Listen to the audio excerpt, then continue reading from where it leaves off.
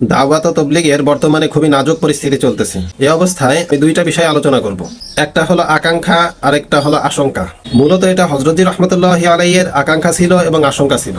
আকাঙ্ক্ষাটা হলো, আলহামদুলিল্লাহ, উলামা ইকরাম এই কাজের সাথে এখন অনেক বেশি জড়িত হচ্ছেন, যেটা পূর্বের থেকে অনেক বেশি। এটা ইলিয়াস রহমতুল্লাহি আলাইহি অনেক বেশি আকাঙ্ক্ষা করতেন যে উলামা ইকরাম যেন বেশি বেশি এই কাজের সাথে জোড়েন, এবং উনি শুনাইতেন উলামা ইকরাম যদি তোমাদের এই কাজের ব্যাপারে মৌখিক সমর্থন করেন যে হ্যাঁ এই কাজটা ঠিক আছে, তাহলে তাদের এই কথাকে তোমরা ইহসান মনে করো।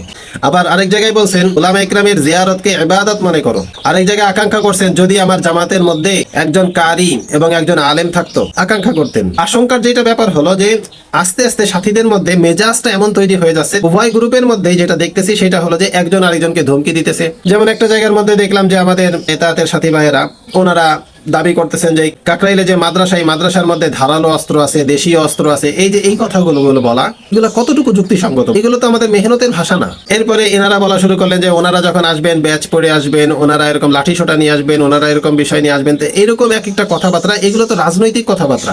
আমাদের মেহনতটা রাজনীতির ভিতরে চলে যাচ্ছে কিনা, বা মাল এবং মুলকের চাহিদা আমাদের মধ্যে প্রবেশ করতেছে কিনা, এটা একটা গুরুত্বপূর্ণ বিষয়, যেটা ইলিয়াস রহমতুল্লাহি আলাইহি উনি আকাঙ্ক্ষা করতেন। উনি বলতেন যে আমি মেহনতের দ্বারা মাল চাই না, আমি মেহনতের দ্বারা মুলক চাই না, আমি মেহনতের দ্বারা চাই হলো উম্মত যেন দ্বিতীয়বার আবার ওই অবস্থানে পৌঁছে যায় যেই অবস্থানে হুজুর সাল্লাল্লাহু আলাইহি ওয়াসাল্লাম সাহাবা ইকরামকে রেখে গেছে। তো এই জন্য গুরুত্বপূর্ণ বিষয় যে মেহনতটা যেরকম অরাজনৈতিক সংগঠনের মতো, তো আমরা এটাকে অরাজনৈতিক ভাবেই আচরণ করি এটার সাথে। যদি এটাকে আমরা রাজনৈতিক মেজাজ দিতে চাই, যেটা সাথীদের মধ্যে দেখা যাচ্ছে যে তাদের কথাবার্তার মধ্যে রাজনৈতিক মেজাজ চলে আসতেছে, একজন আরেকজনকে ধমকি দেওয়া, একজন আরেকজনকে অপবাদ দেওয়া, একজন আরেকজনকে হেয় প্রতিপন্ন করা, এইগুলো দেখা যাচ্ছে, এবং বিশ্রী ভাষায় এক একজনকে কথাবার্তা বলতেছেন।